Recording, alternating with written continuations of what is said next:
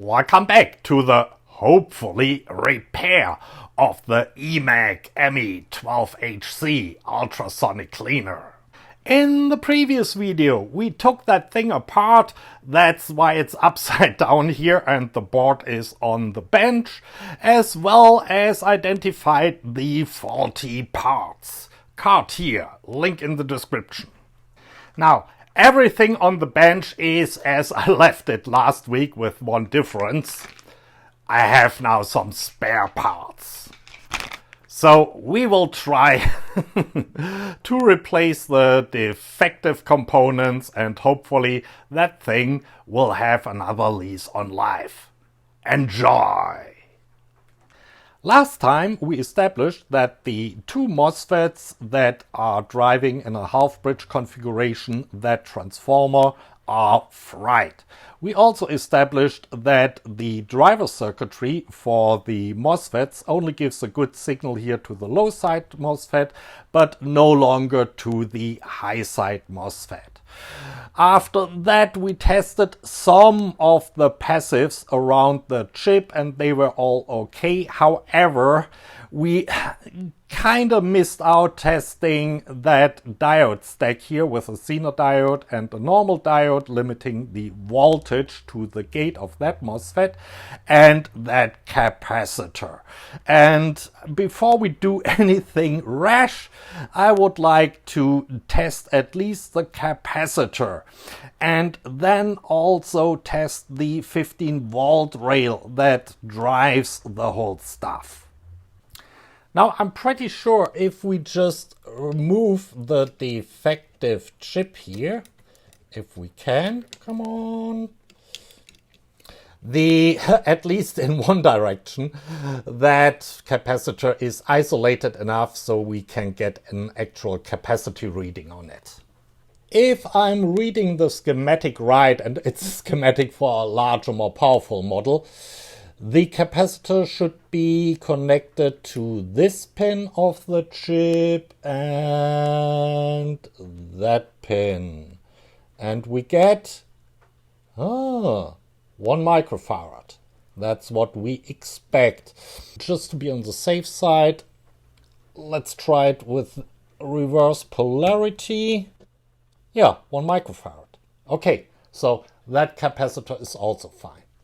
Now let's power that thing up via my isolation transformer. Again, if I'm reading the schematics right and they apply to that model, 15 volts should come in here and ground should be here.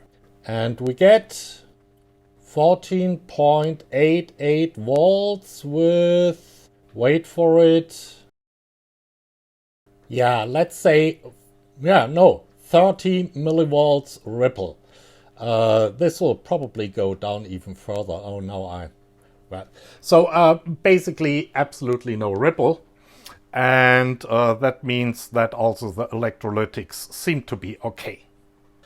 That was the bad one and that's the good one. So let's take the good one. Of course, the pins are standing a little wide, and put it in here the right way around, if possible. Okay, that's it. Looks as if I have inserted it in the right direction. And if we now put power onto that thing, we should see the same like last time.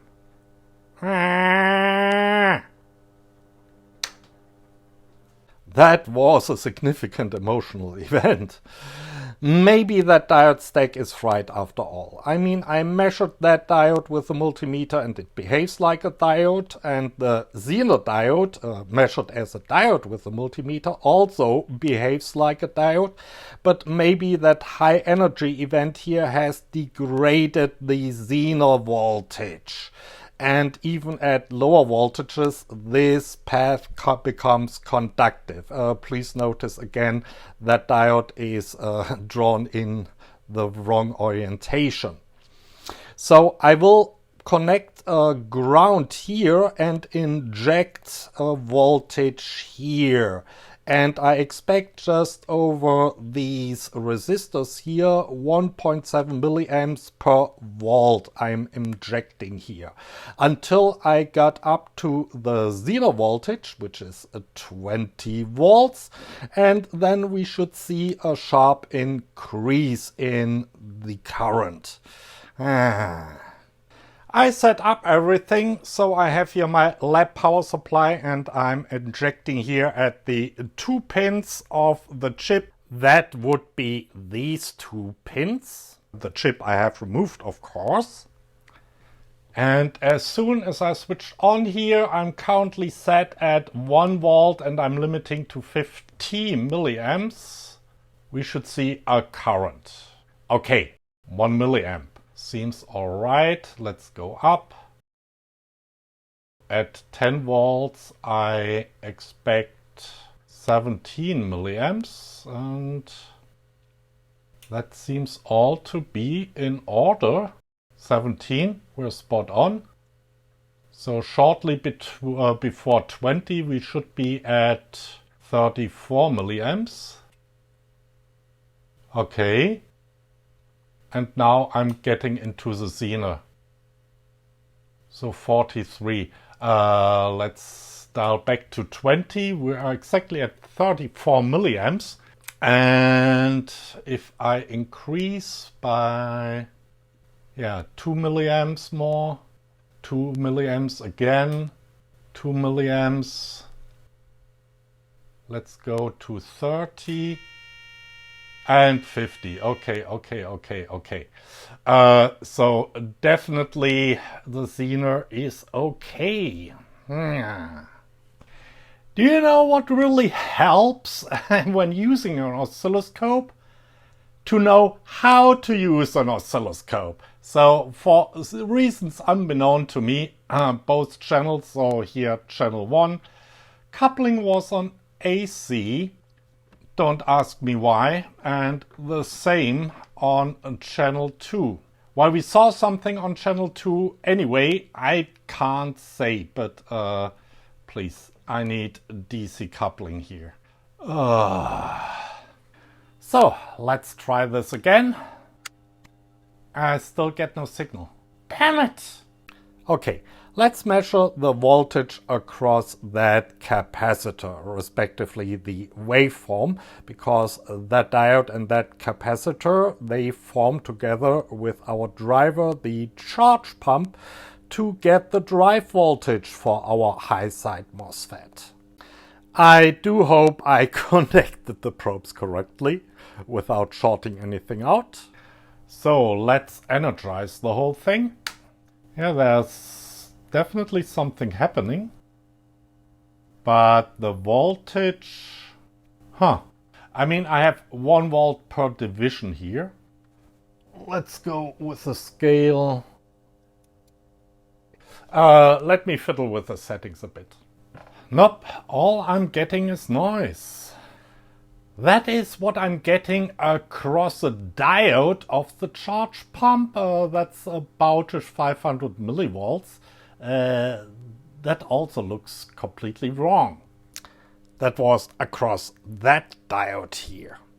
Time to take a step back and have a look at the bigger picture again. We verified that all the passives and the diodes in the circuitry driving the gate of our high side MOSFET are okay. We verified that we get 15 volts here from the supply. And we replaced the supposedly damaged MOSFET driver here with a new chip. But we still don't get any driving signal to the MOSFET gate. Why? Because I'm stupid. I talked all the time about how that diode and that capacitor form a charge pump so we can get a drive voltage for our gate. The thing is, if you build a charge pump based on a DC supply, in our case 15 volts, you need an active switching element. Only if you have an AC supply, you can use just diodes and capacitors. And I made a video about that. Card here, link in the description. So something is missing here from our charge pump. I simply assumed that the switching element would be inside the MOSFET driver. However, if I would have spent 1 second to correctly read the schematic, I would have seen that the capacitor is directly connected to the center point of our half bridge. So the switching element couldn't have possibly been in the MOSFET driver itself. Instead, our switching element is a low side MOSFET. If that MOSFET is switched on, this side of the capacitor is directly connected to ground, and so it can charge up via the diode from our 15 volt rail to 15 volts.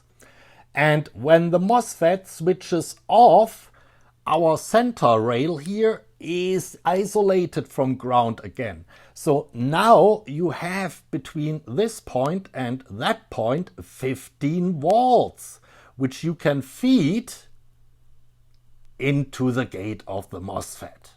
And as soon as that MOSFET switches on, that diode comes into play. Because with that MOSFET conductive, we have now at the center point a few hundred volts DC. And we can add the 15 volts DC stored here in the capacitor to it. And we certainly need a way to avoid that voltage here shorting into our 15 volt rail. And that's what that diode does. Yeah. In essence, without that low side MOSFET in place, our charge pump doesn't work and we don't get a signal to the gate of our high side MOSFET. So let's put in a brand new low side MOSFET. This will be a wee bit fiddly.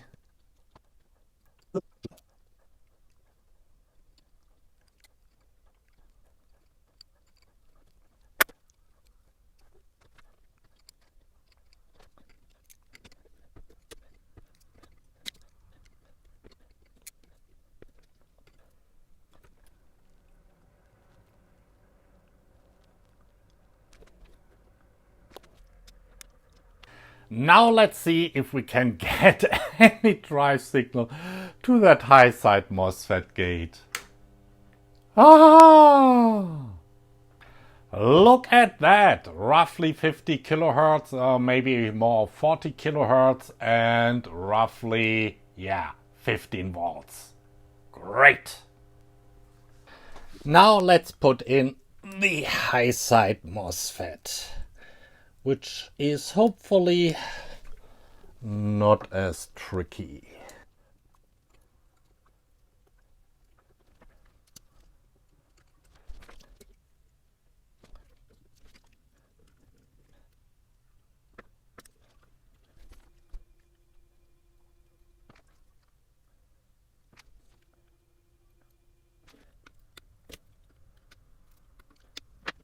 That leaves us with the bridge rectifier. In the previous video, we measured all 4 diodes in that thing and they seemed to be okay, but I stated that I didn't trust it because it saw some really extreme current spikes. So I tried to source a replacement, but I couldn't find one with exactly, the measurements and the distances between the pins and so on. By the way, all the original parts we replaced so far are no longer available, but can be replaced with some part compatible, pin compatible, everything compatible thingies, which carry the same numbers but with some letters at the end. Anyway, before I put that thing in, I will test it, and therefore I connected to the DC outputs a 60 watt light bulb. Yeah, that's a real incandescent light bulb. Don't try that with some LED lights or something. And we feed in on the AC end from our isolation transformer, card here, link in the description. And we measure the output on the oscilloscope. And what we should see is a nice rectified half-wave form. Ideally, without any kinks into the negative region. Yeah, we'll see. Maybe it's also just a loud bang. Oh no, it's not a loud bang. Let me adjust the oscilloscope. That looks actually perfect. So yeah, no dips here into the negative voltage range. This is my 0 here. And yeah, seems to work. We can put it back in. Now let's make sure we put it in the right way with the flatted corner here in this edge. Okay. Sorry, I'm on focus right now, but I have shiny lights.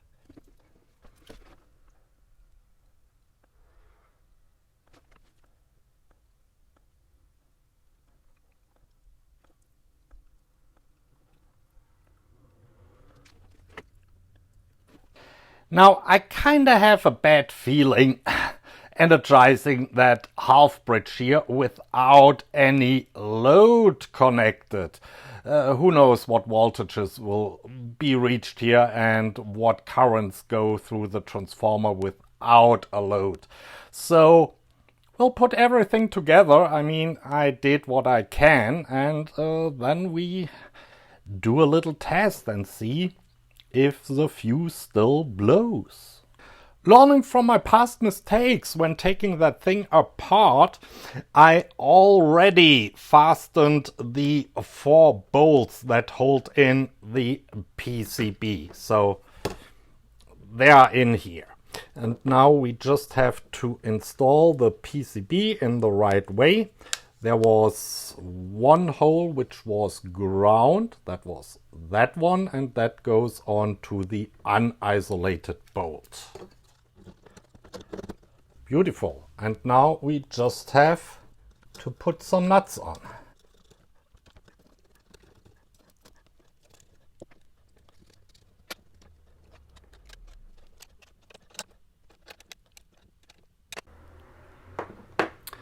Now we just have to reconnect all the connectors. That was going to the transducer. That was going to the ultrasonic power switch. Why is that? Okay. And that was mains AC. Okay, and of course we secure these things again, like they were.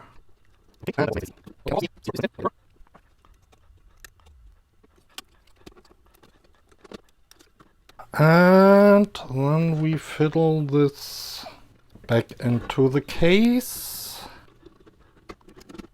Well, it wasn't that hard, and screw it shut again.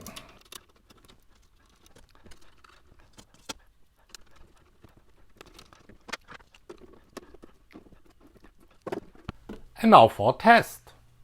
The moment of truth. There is some water in here. That's good. We switch main power on, and if I switch on my LED power, we actually have mains AC. We go to 50% ultrasonic intensity and we switch on. Woo-hoo-hoo-hoo-hoo-hoo-hoo-hoo. You can you can see how the water resonates with that ultrasonic stuff. Let me change the intensity to 100%. Maybe we blow the fuse. No. 100% is just continuous.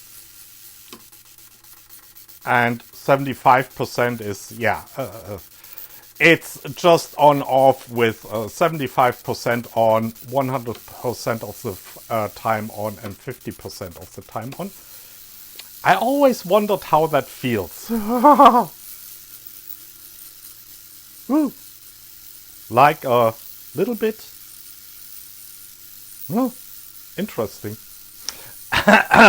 Anyway, it's alive. Again, raised from the dead. A real zombie. That's it for today. It took quite a while, but that was totally my fault because I refused to understand how that charge pump of the MOSFET driver worked. But better safe than sorry. Wonderful. My friend will really be pleased. Anyway, we'll probably continue with the usual program next week. Till then, bye.